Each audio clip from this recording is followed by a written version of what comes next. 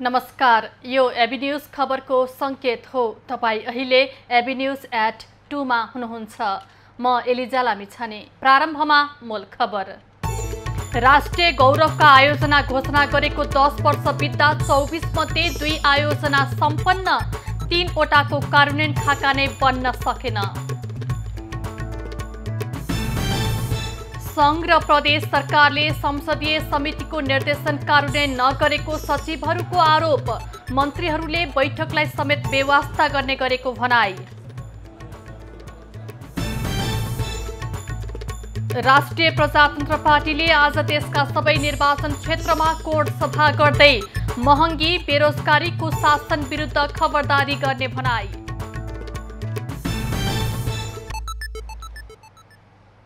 अब खबरको सिलसिला प्रारम्भ गरौं। राष्ट्रिय गौरवको आयोजना सम्बन्धी प्रसङ्गबाट। राष्ट्रिय गौरवका आयोजना घोषणाको 10 वर्ष बित्दा 24 आयोजना मध्ये 3 वटा मात्रै सम्पन्न भएको छ। 3 वटा आयोजनाको कार्यान्वयन गर्ने खाका नै बन्न सकेको छैन। यस अवधिमा 456 मेगावाटको माथिल्लो तामाकोशी जलविद्युत आयोजना र गौतम बुद्ध अन्तर्राष्ट्रिय विमानस्थल निर्माण सम्पन्न भई सञ्चालनमा आएको हो। माथिल्लो तामाकोशी भने 2078 असारदेखि सञ्चालनमा आएको छ। पोखरा क्षेत्रीय अन्तर्राष्ट्रिय विमानस्थल र मेलम्ची खानेपानी आयोजनाको निर्माण सम्पन्न हुने अवस्थामा रहेको छ भने मध्य पहाडी लोकमार्गमा पर्ने 25 पुलको ठेक्का हुन बाँकी रहेको छ। पूर्वाधार विकासमा फड्को मार्ने उद्देश्य सहित सरकारले आर्थिक वर्ष 2068-69 मा पहिलो पटक 17 परियोजनालाई राष्ट्रिय गौरवका आयोजनाका रूपमा वर्गीकरण गरेको थियो। संघ र प्रदेश सरकारहरूले संसदीय समितिहरूले दिएका अधिकांश निर्देशनको उपेक्षा गरेको समिति सचिवहरूले आरोप लगाएका छन्।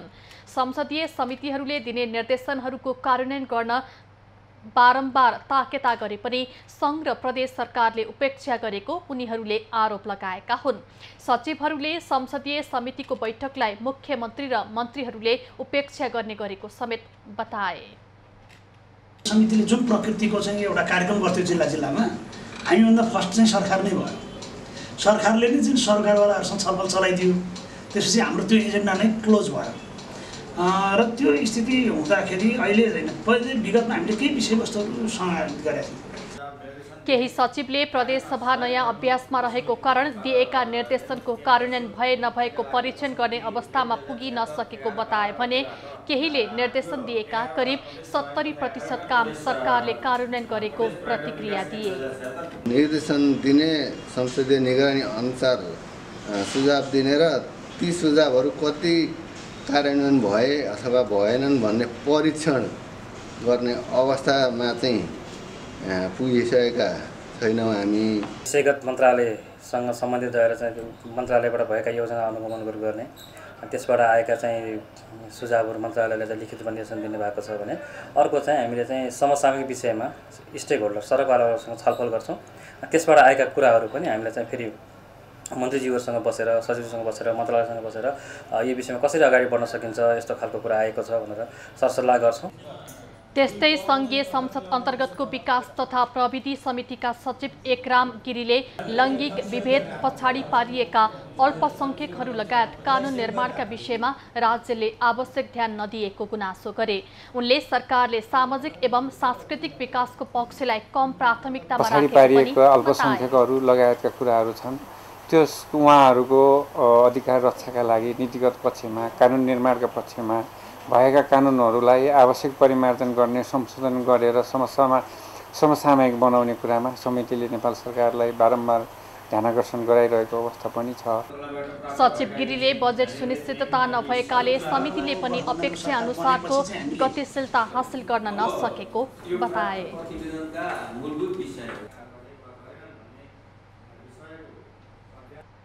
मानव बेचबिखन विरुद्धको अन्तर्राष्ट्रिय दिवस नेपालमा पनि मनाइँदैछ। संयुक्त राष्ट्रसङ्घको आह्वानमा सन् 2013 देखि हरेक वर्षको जुलाई 2030मा यो दिवस मनाउन सुरु गरिएको हो। दिवसको अवसरमा विश्वभर मानव बेचबिखन विरुद्ध जनचेतना जगाउने र बेचबिखनमा परेका व्यक्तिहरूको मानव अधिकार संरक्षण गर्ने कार्यलाई प्रचार प्रसार तथा प्रतिबद्धता व्यक्त गरिन्छ। संयुक्त राष्ट्रसङ्घको एक प्रतिवेदन अनुसार बेचबिखनमा परेकाको यकिन सङ्ख्या तोक्न कठिन भए पनि यीमध्ये 28% बालबालिका छन्। 70% भन्दा धेरै महिला बेचबिखनको शिकार हुन्छन्। दक्षिण एसियामा बेचबिखनमा पर्नेमा 40% बालबालिका रहेको तथ्याङ्क छ। संयुक्त राष्ट्रसङ्घका प्रमुख एन्टोनियो गुटेरसले मानवको तस्करीलाई एक भयावह अपराधको संज्ञा दिँदै मानिसको अधिकार, सुरक्षा र गरिमामा चौतर्फी रूपमा आक्रमण भइरहेको बताएका छन्। उनले विशेष रूपमा महिला तथा बालिकाहरूमाथि यस्ता अपराध बढिरहेको भन्दै यो निकै दुःखद रहेको बताएका छन्। राष्ट्रिय प्रजातन्त्र पार्टी राप्रपाले आज देशका सबै निर्वाचन क्षेत्रमा कोड सभा गर्दैछ। महँगी, बेरोजगारी, कुशासन र लम्पसारवाद विरुद्ध भन्दै राप्रपाले देशभर कोड सभा गर्न लागेको जनाएको हो। देशभरबाट पार्टीका सदस्य र नागरिकलाई कोड सभामा सहभागी हुन राप्रपाले आह्वान गरेको छ। राप्रपाले सरकारले माग पूरा नगरे तेस्रो चरणको आन्दोलन गर्ने चेतावनी पनि दिएको छ। पहिलो चरणको आन्दोलनको कार्यक्रम सकेर अहिले दोस्रो चरणको आन्दोलन गरेको हो।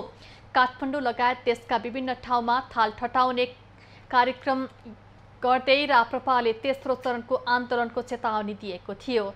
गत 5, 6 र 7 गते राजधानीमा बसेको राप्रपाको केन्द्रीय कार्यसमिति बैठकले साउन महिनाभित्र राष्ट्रव्यापी विरोध कार्यक्रम र भदौमा जनसङ्घर्षका कार्यक्रम सञ्चालन गर्ने निर्णय गरेको थियो।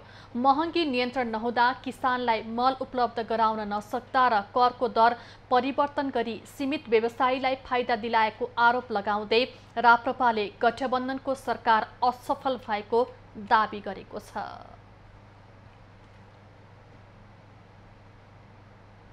पोखरामा जारी महानगरपालिकाका प्रमुख तथा उपप्रमुखहरूको भेला आज समापन हुँदैछ।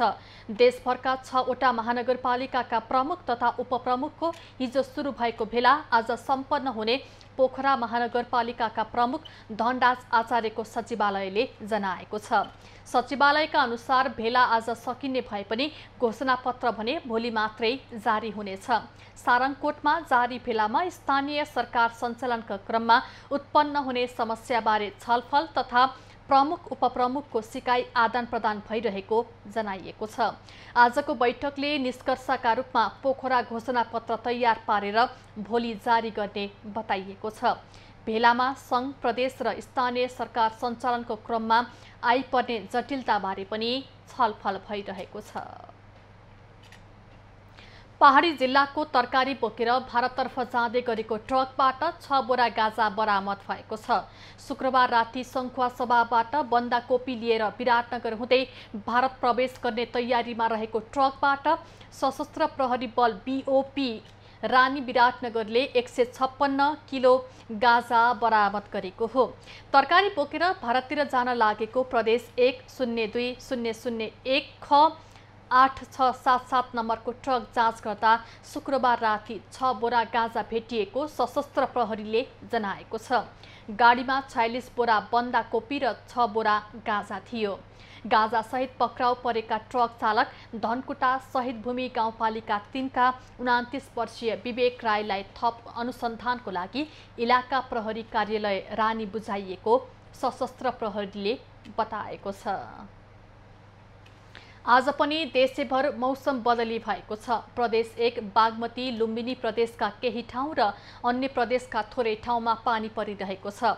दिउँसो भने प्रदेश 1 गण्डकी, लुम्बिनी र सुदूरपश्चिमका केही स्थानमा भारी वर्षा हुने जल तथा मौसम विज्ञान विभागको मौसम पूर्वानुमान महाशाखाले जनाएको छ। राति देशभर विभिन्न ठाउँमा सामान्यदेखि मध्यम वर्षा हुने र प्रदेश 1 र मधेसका 1-2 ठाउँमा भने भारी वर्षा हुने महाशाखाले जनाएको छ। आज देशका धेरै ठाउँमा चट्याङसहित पानी पर्ने सम्भावना रहेकाले सतर्कता अपनाउन विभागले सूचित गरेको छ। सवारी लिलाम सम्बन्धी कानुनी व्यवस्था नहुँदा प्रहरीले नियन्त्रणमा लिएका हजारौं सवारी साधनहरू वर्षौंदेखि थन्किएका छन्। जसको कारण करोडौं मूल्य बराबरको सवारी साधन काम नलाग्दै भएका छन् भने सवारी जाम समेत बढेको छ। विशेष खबरको साथमा प्लम्बर पाइप्स र फिटिङ टिकिरहन्छ चलिरहन्छ। नेपोवेट टाइल्स, आफ्नै माटो आफ्नै सान। शिवम, सर्वाधिक बिक्री हुने असली ओपीसी सिमेन्ट।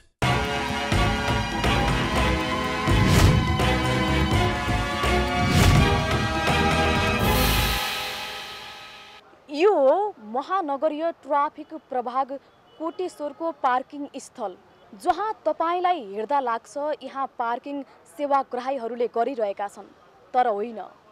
यहाँ वर्षौंदेखि थुप्रिएर रहेका सवारी साधनहरूले जुन सेवाग्राहीहरूले पार्किङ गर्ने स्थल नै ओगटेका कारण एकातिर प्रहरीलाई कहाँ सेवाग्राहीलाई पार्किङ गर्न पठाउने भन्ने पिर छ भने अर्कोतर्फ सेवाग्राहीले पार्किङ कहाँ गर्ने भन्ने चिन्ता छ।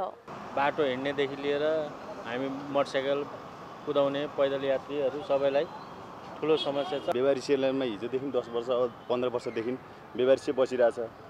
यसलाई बेचेर यसको अरू गरेर यसकोबाट अरू पनि पैसा नै उठ्छ हैन। नेपाल सरकारलाई सहज पनि हुन्छ हैन। त्यतिकै व्यवहारिक उसमा रोडमा तमसा देखाएर राखिरहेछ नेपाल सरकारले हैन। काठमाडौँ उपत्यकाभित्र ट्राफिकका साना ठुला गरी 58वटा युनिट रहेका छन्। 58वटा ट्राफिक युनिटहरूमा करिब 1949वटा व्यवहारिक सवारी साधनहरू यसै गरी थुप्री रहेको प्रहरीको तथ्याङ्क छ। ट्राफिक प्रहरी अन्तर्गत का कार्यालयहरूमा रहेका यस्ता डम्प भएका सवारी साधनहरू जम्मा 1910वटा सवारी साधनहरू अहिले रहेका छन्, जसमध्ये मोटरसाइकलको संख्या अधिक छ।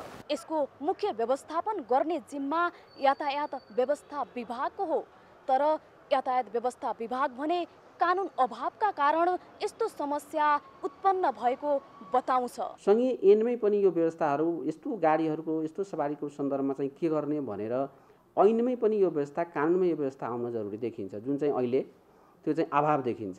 काठमाडौँ उपत्यकाभित्र मात्र यस्ता सवारी साधनले करिब 25 रोपनी जमिन ओगटिरहेका छन्।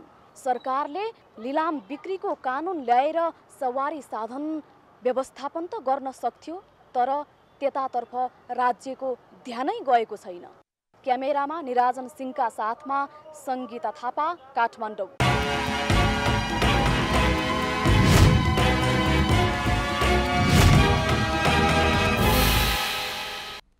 आफ्ना नागरिकको विदेशमा रहेको सम्पत्तिको सुरक्षा गर्न परराष्ट्र मन्त्रालयले समन्वयकारी भूमिका खेल्न पर्छ, तर परराष्ट्रका स्वार्थी कर्मचारीको कारण धेरैले शास्ति खेपिरहेका छन्। भारतको गोरखपुर स्थित नेपाली नागरिकको जग्गा उनका परिवारले आफ्नो नाममा ल्याउन खोज्दा परराष्ट्र मन्त्रालयले असहयोग गरेको छ। भारतमा अंग्रेजको शासन रहेका बेला काठमाडौँका हर्कजङ सिंह थापाले आफ्ना 8 जना छोराहरूको नाममा भारतको गोरखपुर स्थित जग्गा खरिद गरेका थिए। अहिले परिवारका सदस्यले उक्त जग्गा आफ्नो नाममा ल्याएर बिक्री गर्न खोज्दा नेपालको परराष्ट्र मन्त्रालयले असहयोग गरेको छ। जग्गावालाको तर्फबाट काठमाडौँका रञ्जित राणा र पुर्ख्यौली जग्गा फिर्ता ल्याएर बेचबिखन मार्फत सल्ट्याउन खोज्ने दोस्रो पक्षका अधिकृत वारिसनामाको अख्तियारी पाएका सर्लाही बलेराका सञ्जय कुमार ठाकुर सहित थापा परिवार बारम्बार मन्त्रालय धाउँदा पनि करिब 1.5 महिनादेखि काम भएको छैन। मन्त्रालयका सचिव भरतराज पौडेलले भारत स्थित पत्र पठाउन पनि आनाकानी गरेका छन्। सामान्य पत्रचारकै भरमा हुने कामलाई पनि मन्त्रालयले करिब 1.5 महिनादेखि झुलाइरहेको छ। परराष्ट्रबाट सहयोग नपाएपछि उक्त परिवार उच्च अदालत पाटनसम्म पुग्यो। अदालतले फैसला कार्यान्वयन गर्न 2 पटक आदेश पनि दिइसकेको छ, तर मन्त्रालयले बहानाबाजी गर्दै आएको पीडितको भनाइ छ। कानुनलाई पनि नटेरेको परराष्ट्रको अटेरी उदेक लाग्दो छ। करोडौंको सम्पत्ति भएकाले सचिव पौडेलले स्वार्थी मनसाय प्रकट गरेको पीडित पक्षको दाबी छ। खबरको सिलसिला अझै जारी छ, हामीसँगै रहनुहोला। अब बाँकी खबर। कोरोना भाइरस संक्रमण दिनानुदिन बढ्दो क्रममा छ। पछिल्लो समय दैनिक नयाँ संक्रमितको संख्या 400 देखि 700 को हाराहारीमा थपिने गरेको छ। साथै कोरोना संक्रमणबाट मृत्यु हुनेको संख्या पनि थपिने क्रममा छन्। केही महिना अघिसम्म कोरोना संक्रमणका दैनिक संक्रमित 4 देखि 6 जनाको हाराहारीमा देखिने गरेको थियो। साथै कोरोनाबाट मृत्यु हुनेको संख्या समेत शून्यमा पुगेको थियो। तर पछिल्लो 1 महिनामा कोरोना संक्रमित बढ्ने मात्र नभएर कोरोनाबाट मृत्यु हुनेको संख्या समेत देखिन थालेको छ। पछिल्लो समय दैनिक नयाँ संक्रमित 5 देखि 700 को हाराहारीमा थपिने गरेका छन् भने विगत 11 दिनमा कोरोना संक्रमणबाट 7 जनाको मृत्यु समेत भएको छ।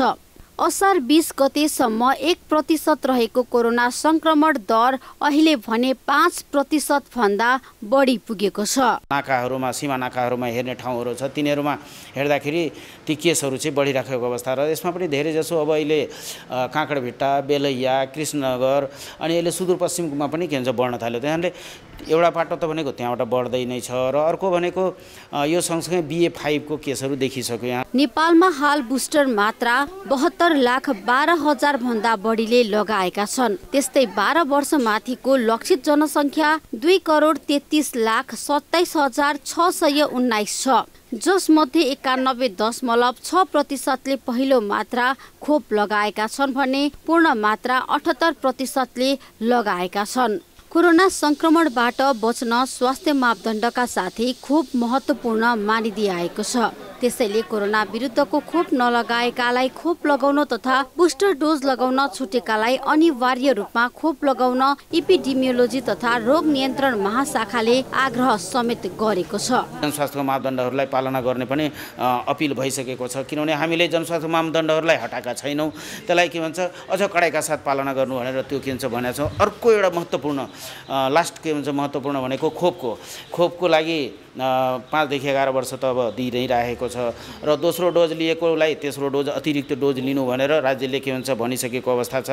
नेपालमा कोरोना भाइरसको ओमिक्रोन उपप्रजातिका BA.2 BA.5 समेत पुष्टि भएको छ। यो डेल्टा भन्दा खतरनाक नभए पनि छिटो फैलिने खालको मानिएको छ। तर खोप नलगाएका व्यक्तिलाई भने यसले पार्ने असर बढी देखिएकाले कोरोना विरुद्धको अतिरिक्त खोप लगाउन आवश्यक भएको विज्ञ बताउँछन्।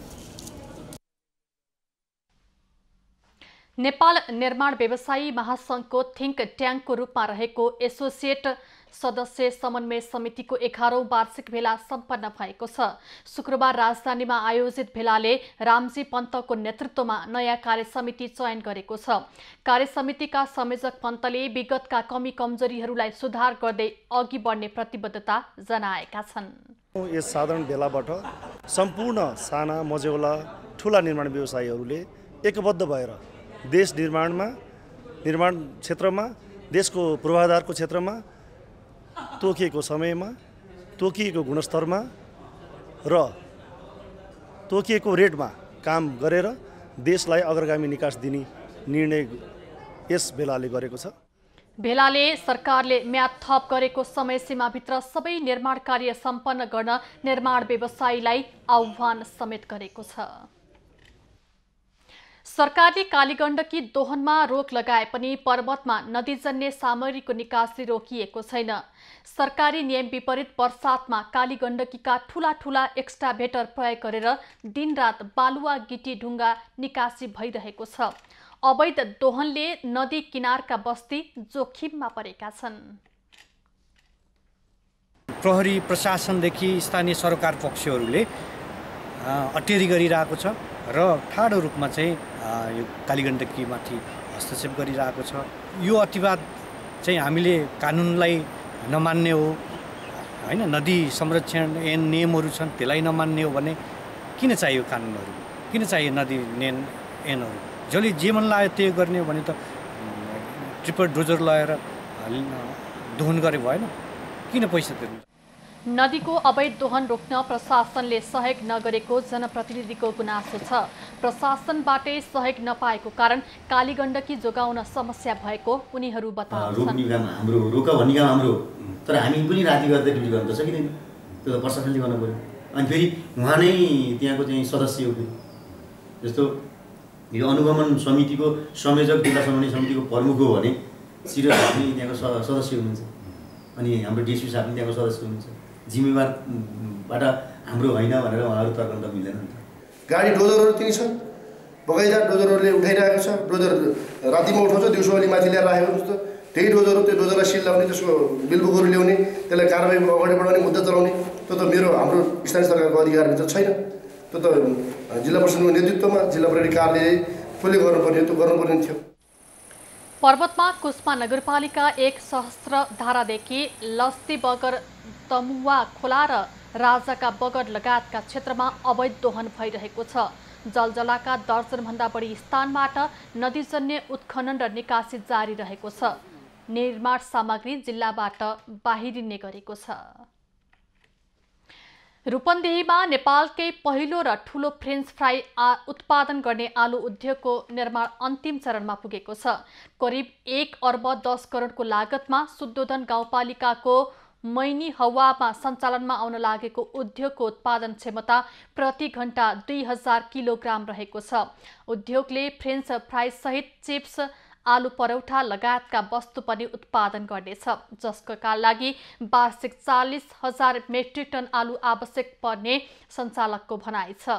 उद्योगको लागि आवश्यक ठूला साइजका आलुहरू उद्योगसँगको सहकार्यमा रूपन्देही सहित चितवन, पाल्पा, बर्दिया, काभ्रेका किसानहरूले उत्पादन गरिरहेका छन्। उद्योगले किसानलाई आलुका मूल्यको ग्यारेन्टी सहित बिउ र आवश्यक प्राविधिक सहयोग पनि उपलब्ध गराइरहेको छ। आगामी माघबाट सञ्चालनमा आउने लक्ष्य राखिएको उद्योग सञ्चालन भएपछि 300 जनाले प्रत्यक्ष रोजगारी पाउनेछन्। कञ्चनपुर र कैलाली जोड्ने सीमामा लगाइएको अवरोध ब्यारियल हटाउन स्थानीयले माग गरेका छन्।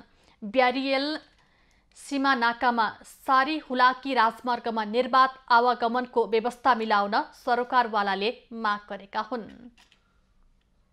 कञ्चनपुर र कैलालीको सीमा त्रिनगर भन्सार नजिक हुलाकी राजमार्गमा राखिएको अवरोध ब्यारियर हटाउन स्थानीयले प्रशासनको ध्यानाकर्षण गराएका छन्। बेलौरी नगर प्रमुख पोतीलाल चौधरी, उपप्रमुख जोगराम चौधरी र अन्तर्राष्ट्रिय सीमा सरोकार समूहका तर्फबाट संयोजक पल्लवराज भट्टले कैलाली भन्सार कार्यालय र प्रशासनसँग अवरोध हटाउन माग गरेका हुन्। दक्षिणतिरका सीमा क्षेत्रका जनतालाई भारतीय पक्षले त दुःख दिएको छ नै, हाम्रै सरकारी पक्षबाट पनि यस्तो खालको दुःख भइरहेको हुनाले यो अवरोध हटाएर यो हुलाकी राजमार्गभन्दा बाहिर पारिपट्टि ठाउँ छ त्यहाँ सिमाना नजिकमा यो ब्यारियर सारिनुपर्छ। 2 जिल्ला जोड्ने सीमा क्षेत्रमा भन्सारले ब्यारियर लगाउँदा अबेर राति उक्त बाटो प्रयोग गरी आवागमन गर्ने सवारी साधन सहित यात्रुहरूलाई असहज भएपछि नागरिकहरूले स्थानीय सरकारलाई गुहारेका थिए। यसमा चाहिँ यो हटाउनुपर्छ, यो चाहिँ हुलाकी रोडमा राख्नु हुँदैन, यो भन्सारको ब्यारियर हो भने चाहिँ नाकामा नै राख्नुपर्छ। अन्तर्राष्ट्रिय सीमा नाकामा हुनुपर्ने ब्यारियर 2 जिल्लाको सीमा क्षेत्रमा राखिएको सन्दर्भमा सुदूरपश्चिम सरकारले समेत चासो देखाएको छ। 2टा जिल्लाका सिडिओहरू बसेर, सुरक्षा निकायहरू बसेर आवश्यक परे भने संघीय सरकार अथवा गृह मन्त्रालयबाट यसको निर्देशन लिएर यसलाई सहज रूपबाट यसलाई अगाडि बढाउनु पर्छ। कैलाली भन्सार कार्यालयले साउन महिनाभित्र सो अवरोध हुलाकी राजमार्ग बाहिर डोके बजार नजिकैको भारतीय सीमा नाकामा सार्ने र हालै बेलौरी क्षेत्र आउने जाने सवारी साधनलाई राति सहज गर्ने प्रतिबद्धता जनाएको छ। स्थानीय राजनीतिक सुरक्षा समितिको मिटिङ पनि बसेर र जिल्ला सुरक्षा समितिको मिटिङमा पनि छलफल चाहिँ गरेर त्यसलाई चाहिँ उपयुक्त तरिकाले कानुनसम्मत तरिकाले सार्नुको लागि चाहिँ हामी अब विधिभित्र रहेर प्रक्रियाभित्र रहेर चाहिँ प्रयास गर्छौँ। त्यस्तै कैलालीका प्रमुख जिल्ला अधिकारी किरण थापाले सीमा सुरक्षा समितिको बैठकमा उक्त विषय उठान गर्ने प्रतिबद्धता जनाएका छन्। हरिशचन्द्र बाग, कञ्चनपुर। श्रावण शुक्ल प्रतिपदादेखि भाद्र शुक्ल प्रतिपदासम्म मनाइने कोला पर्व आजबाट सुरु भएको छ। बौद्ध मार्गी नेवार समुदायले दान धर्म गर्ने पर्वको रूपमा यो पर्व मनाउने गर्दछन्।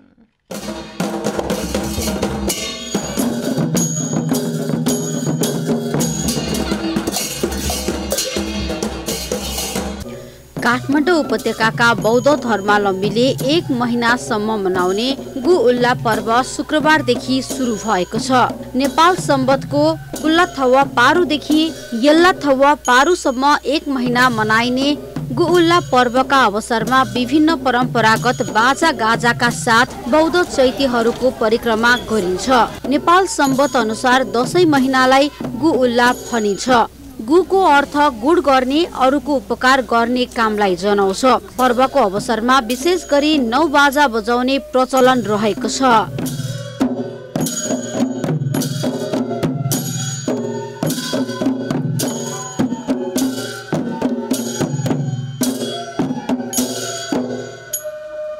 वर्षभर दिवंगत भएका आफन्तको वैकुण्ठमा बास परोस् भन्ने कामना गर्दै 1 महिनासम्म आफ्नो घर नजिकै रहेका बौद्ध विहार तथा चैत्यको परिक्रमा गर्ने प्रचलन छ। यो जात्रा साउन शुक्ल प्रतिपदाको दिन सुरु भई श्रावण कृष्ण औँसीदेखि 1 महिनासम्म चल्छ। यस पर्व सुरु भएदेखि समापन हुँदासम्म बौद्ध मार्गीहरूले धर्म कर्म गर्ने र आफ्नो क्षमता अनुसार दान दिने गर्दछन्। यो गोला पर्वमा चाहिँ दिन रात नभनिकन बाजा बजाउने गरिन्छ, किनभने चाहिँ यस महिनाभरि चाहिँ धेरै वर्षा हुने भएर अनि अरू भगवानहरूले थाम्न नसक्ने भएर विशेष गरी बुद्ध भगवानलाई चाहिँ यसमा चुनेको छ। धर्मावलम्बीहरूले यस पर्वमा उपत्यकाका स्वयम्भूका साथै बौद्ध, पाटन, पुल्चोक लगायतका स्थानमा रहेका चैत्यमा बाजा गाजा सहित दैनिक परिक्रमा गर्ने गर्दछन्। यो पर्व मनाउनाले देशमा शान्ति स्थापना हुने, महामारी भय तथा त्रास रोकिने जनविश्वास रहेको छ कि यो कल्चर सम्बन्धी चाहिँ नि ज्ञान नभएकोले चाहिँ ज्ञानको अभावले गर्दा नि किन आउने, के हो, यसको महिमा के छ, किन आइरहेको, यो बारेमा चाहिँ धेरैमा ज्ञान नभएको हुँदाखेरि चाहिँ नि यसले गर्दाखेरि चाहिँ नि यो हाम्रो चाहिँ नि यसमा चाहिँ कम भएको चाहिँ मलाई चाहिँ त्यस्तो लाग्यो। धर्म सञ्चय गर्ने महिनाका रूपमा यस अवधिमा स्वयम्भू महाचैत्यमा 1 महिनासम्म मेला पनि लाग्ने गर्छ। भक्तजनले स्वयम्भू महाचैत्यको दर्शन परिक्रमा पछि शोभा भगवती सँगैका विजयश्वरीको दर्शन गरी केलटोल स्थितको सेतो मच्छेन्द्रनाथको दर्शन गर्ने परम्परा छ। नेपाली सेनाले अंग्रेज फौजलाई हराएको बुटवलको ऐतिहासिक जितगढी किल्लाको संरक्षणसँगै पर्यटन प्रवर्धन हुने विश्वास गरिएको छ। करिब 4 करोडको लागतमा किल्ला संरक्षण गरेपछि यहाँ पुग्ने पर्यटक समेत बढेका छन्। बुटवलको ऐतिहासिक, पुरातात्विक एवं सामाजिक महत्वको सम्पदा स्थल विजय भूमि जितगढी किल्लाको संरक्षणको प्रयास थालिएको छ। नेपाली सेनाले अंग्रेज फौजलाई हराएका कारण यो किल्लाको आफ्नै महत्व रहेको छ। पछिल्लो समय यो ऐतिहासिक किल्लालाई गुरु योजना बनाएर संरक्षणका लागि पुनः निर्माण थालिएको हो। यसले पर्यटन प्रवर्धन हुने जनप्रतिनिधिको विश्वास छ। नगरपालिकाको चाहिँ गुरु योजना मास्टर प्लान अनुसार यो सेनाले चाहिँ अहिले यो चाहिँ काम गरिरहेको छ र यसले चाहिँ यस क्षेत्रमा पर्यटनको चाहिँ विकास हुने र पर्यटकहरूलाई चाहिँ आकर्षित गर्ने काम हुनेछ भन्ने हामीले विश्वास लिएका छौँ। किल्लामा नेपाल अंग्रेज युद्धको झल्को दिने गरी अंग्रेज फौजका 13 वटा र नेपाली सेनाका 6 वटा मूर्ति समेत निर्माण गरिएपछि आकर्षण बढेको छ। करिब 4 करोडको लागतमा सीएम गायत्री जेभी नामक ठेकेदार कम्पनीले किल्लाको पुनः निर्माण गरिरहेको छ। अब यो हाम्रो यथाशीघ्र हाम्रो लमसम 1 महिना जतिको प्रयासमा छु कम्प्लिट गर्न। अब विभिन्न कारणले सकिएन, यहाँ पानीको पनि पानी परे हल्का त्यो कारोबारमा हाम्रो डिस्टर्ब पार्नु भएछ समयको अभावले, त्यही अब तर हामी छिटो गर्न प्रयासमा छौँ। किल्लाको पुनर्निर्माणले नेपाली सेना र अंग्रेज फौजको लडाईँको जानकारी सर्वसाधारणलाई मिल्ने अपेक्षा छ। नेपाली वीरताको गाथाले पर्यटकलाई थप आकर्षित गर्ने बताइएको छ। किल्लाको उजिर सिंह पार्कमा उजिर सिंह थापाको पूर्ण कदको शालिक र अन्य शहीदको शालिक समेत रहेका छन्। विक्रम सम्वत 1872 मा पाल्पाका तत्कालीन कमान्डर उजिर सिंह थापाको नेतृत्वमा आएको सेनाले यहाँ ईस्ट इन्डिया कम्पनीको फौजलाई हराएको थियो। बुटवलको ऐतिहासिक जितगढी किल्ला संरक्षण भइरहेको छ। यसले गर्दा यस क्षेत्रको पर्यटन विकासमा थप आशा गर्न सकिन्छ। एभि न्यूज खबरका लागि रमा जीसीका साथ दामोदर खनाल, बुटवल। कञ्चनपुरका विद्यालयहरूले गोकन्ते विद्यालय छाडेर सिपमूलक अध्ययन पनि गराउन थालेका छन्। बेलौरीमा रहेको शारदा माध्यमिक विद्यालयमा प्राविधिक धारतर्फ कृषि बाली विज्ञान विषयको कक्षा सञ्चालन गर्न थालेको हो। कञ्चनपुरको बेलौरी नगरपालिका 6 विद्यानगर स्थित शारदा माध्यमिक विद्यालयमा प्राविधिक तर्फ कृषि बाली विज्ञान 18 महिने कृषि जेटीए विषयमा पढाइ हुने गरेको छ। विद्यालयले प्राविधिक शिक्षा तथा व्यावसायिक तालिम परिषद सीटीई भेटीबाट मान्यता प्राप्त गरी 3 वर्ष अघिदेखि कृषि जेटीए विषयमा कक्षा सञ्चालन गरिरहेको हो। यो संख्या बढ्दै गएमा वृद्धि भयो भने आगामी दिनहरूमा हामीले यसलाई बढाएर डिप्लोमासम्म लैजाने तयारीमा छौं। परम्परागत शिक्षा प्रणालीबाट धेरै व्यक्ति बेरोजगार रहेको परिदृश्यलाई मध्यनजर गरी कृषिको कक्षा चलाइएको हो। घरकै खाना खाई आफ्नै गाउँठाउँमा कम खर्चमै कृषि जेटीए पढ्न पाएकोमा विद्यार्थीहरू पनि हर्षित देखिन्छन्। कृषिमा नयाँ ज्ञान, सिप र प्रविधिको प्रयोग गर्दै आधुनिकीकरण र व्यावसायीकरण गर्ने विद्यार्थीहरूको चाहना छ। हामीले यो जेटीए पढ्यो भने त आफ्नै ज्ञान सिप हुन्छ, सिक्या हुन्छौँ अनि तालिम पनि लिइसक्या हुन्छौँ हामीले। अनि त्यसपछि आफ्नै पैसामा लगानीमा गर्न सक्छौँ हामीले। 18 महिने कृषि जेटीए अन्तर्गत विद्यार्थीहरूलाई 1 वर्ष पढाइ र 6 महिना प्रयोगात्मक कक्षामा पठाउने गरिएको छ। कृषिमा प्रचुर सम्भावना बोकेको क्षेत्रमा कृषि प्राविधिकको संख्या बढाउन सकेमा कृषि उत्पादनमा समेत वृद्धि गर्न सकिने सम्भावना छ। 66% मान्छेले खेती किसानी गर्दा पनि उत्पादन राम्रो भएको देखिँदैन अनि बाहिरबाट सामानहरू आयात गर्नुपर्ने देखिन्छ। त्यस्तो कन्डिसनमा कृषि जेटीएहरूको सङ्ख्याहरू या कृषि प्राविधिकहरूको सङ्ख्याहरू बढाउन सक्यो भने चाहिँ उत्पादन राम्रो गर्न सकिन्छ। विद्यार्थीहरूले विद्यालयमै पनि पढ्दै कमाउँदै कार्यक्रम अन्तर्गत 2.5 बिघा जमिनमा केरा खेती गरिरहेका छन्। त्यस्तै मौसम अनुसार 5 कट्ठा जमिनमा एसआरआई विधिबाट धान र गहुँ खेती तथा 2 कट्ठा जमिनमा मौसमी तथा बेमौसमी शुद्ध अर्ग्यानिक तरकारी उत्पादन गर्ने गरिएको छ। थप जमिन लिजमा लिएर केरा खेतीलाई 5 बिघासम्म र तरकारी खेतीलाई 7 कट्ठासम्म पुर्याउने विद्यालयको लक्ष्य छ। एभिन्यूज खबरका लागि हरिश चन्द्र बाग, कञ्चनपुर। बाजुराको सदरमुकाम मार्तडीसँगै जोडिएको बडीमालिका नगरपालिका वडा नम्बर 6 र 8 को बीचमा पर्ने बिरे खोला झरनालाई अवलोकन गर्ने र रमाउने आन्तरिक पर्यटकको ओइरो लाग्ने गरेको छ। सदरमुकाम मार्तडीबाट 6 किलोमिटर दूरीमा पर्ने बिरे खोला झरना हेर्न आन्तरिक पर्यटकको पछिल्लो समय भिड लागेको हो।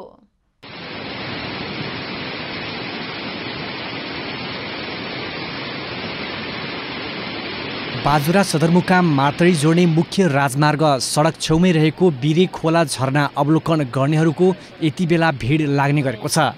सडक नजिकै पर्ने यो झरनामा पुगेर आनन्द लिने गर्छन्। पर्याप्त प्रवर्धनको अभावमा पनि आन्तरिक पर्यटकको रोजाइमा पर्ने गरेको बताउँछन् भ्रमणकर्ता। विगत 5 वर्षदेखि म यसमा हरेक साल आइरहेको छु र नगरपालिकाले हरेक साल केही न केही रूपमा चाहिँ विकास लागि पूर्वाधार बनाउँदै गइरहेको छ र हरेक वर्ष यो गर्मीयाम यो असार साउन भदौ यहाँ अत्याधिक गर्मी हुन्छ। यो बेलामा चाहिँ हामी गर्मीलाई काट्नलाई होइन रमाइलो गर्नलाई मनोरञ्जन गर्नलाई यहाँ आउने गर्छौँ। जिल्ला बाहिरबाट सदरमुकाम मार्तडी प्रवेश गर्ने जो कोहीलाई पनि यो झरनाले आकर्षित गर्ने गरेको छ। झरनामा सदरमुकाम मार्तडी सहित बुढीगङ्गा, त्रिवेणी, गौमूल, छेडेदह लगायतबाट झरनाको अवलोकनका लागि मानिसहरू पुग्ने गरेका छन्। प्रकृतिको अनुपम उपहार यस बिरे खोला झरना करिब 150 मिटर लामो छ। झरनाको यही अनुपम सौन्दर्यले यहाँ पुग्ने धेरैलाई मोहित पार्छ। तर झरनाको पर्यटन प्रवर्धनमा खासै कसैको ध्यान पुगेको छैन। यद्यपि झरनाको संरक्षण तथा प्रवर्धनमा स्थानीय सरकारले जोड दिने बताउँछन् बडीमालिका नगरपालिकाका प्रमुख अमर बहादुर खड्का। यो बडीमालिका नगरपालिकाको पर्यटकीय क्षेत्रको रूपमा विकास गर्नका लागि हामी गृहयोजना बनाएर यसको प्रवर्धन गर्न र व्यवस्थापन गर्नका लागि हामीले छुट्टै कार्यविधि बनाएर अगाडि बढिरहेका छौँ। बडीमालिका नगरपालिकामा पर्ने यो बिरे खोला झरनाको संरक्षण र सम्वर्धन गरी झरनासम्म पुग्नका लागि सडकको सहज पहुँच र पर्यटन पूर्वाधार विकास गर्न सकेमा बिरे खोला झरना बाजुराको मात्र नभई सुदूरपश्चिमकै महत्त्वपूर्ण पर्यटकीय गन्तव्य बन्ने सम्भावना छ। लक्ष्मीराज पाध्याय, बाजुरा। खबरको सिलसिला अझै जारी छ, हामी सँगै रहनुहोला। अब पालो खास खबरको।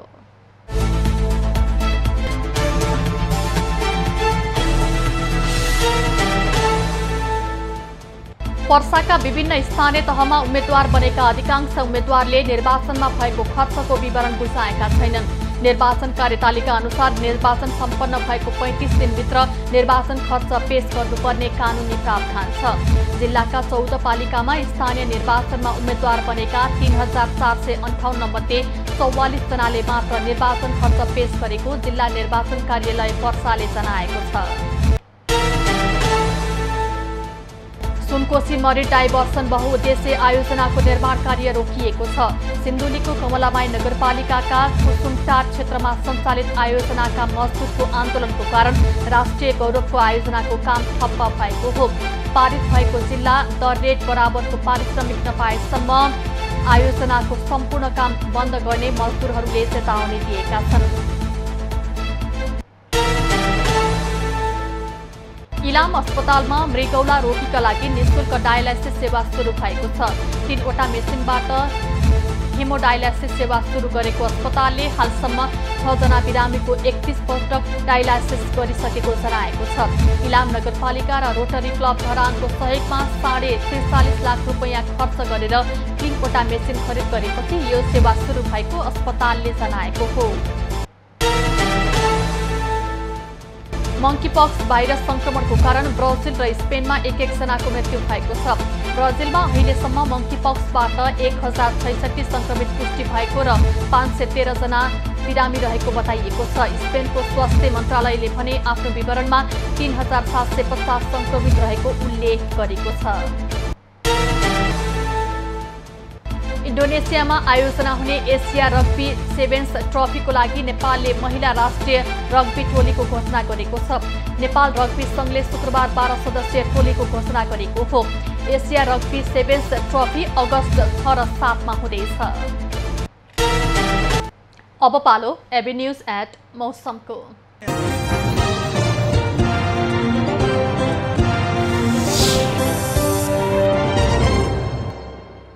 हाल मनसुनको न्यून चापिय रेखा पश्चिममा सरदर स्थानको आसपासमा रहेको छ भने पूर्वमा सरदर स्थान भन्दा केही उत्तरतिर अवस्थित रहेको छ। आज देशभर आंशिकदेखि सामान्य बदली रही प्रदेश 1, बागमती र लुम्बिनी प्रदेशका थोरै स्थानमा मेघगर्जनसहित हल्कादेखि मध्यम वर्षाको सम्भावना रहेको जल तथा मौसम पूर्वानुमान महाशाखाले जनाएको छ। काठमाडौँ उपत्यकाको आजको अधिकतम तापक्रम 29 डिग्री सेल्सियस र न्यूनतम तापक्रम 18 डिग्री सेल्सियस बीच रहने अनुमान गरिएको छ। आज सूर्योदय बिहान 5:26 भयो भने सूर्यास्त साँझ 6:55 हुनेछ। आज देशभरको मौसम कस्तो रहला त हेरौं देशका विभिन्न स्थानको अनुमानित मौसमी अवस्था।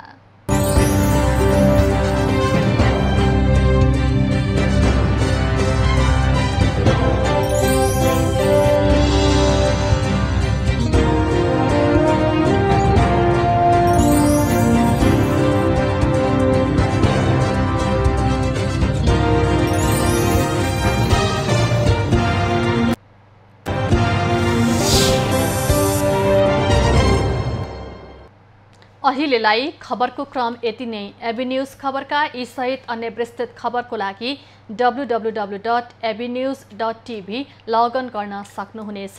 युट्युब, फेसबुक र ट्विटरमा पनि हामीलाई फलो गर्न सकिनेछ। खबरभित्रको खबरको लागि हेर्दै रहनुहोला एबी न्यूज खबर। नमस्कार।